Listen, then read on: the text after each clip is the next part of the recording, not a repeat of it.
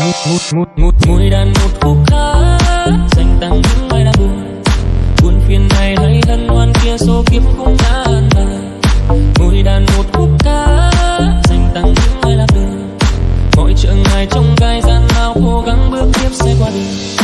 Mùi đàn một khúc hát dành tặng trái tim u sầu, một cuộc tình không như trong mơ xin gió hay cuốn xa bờ.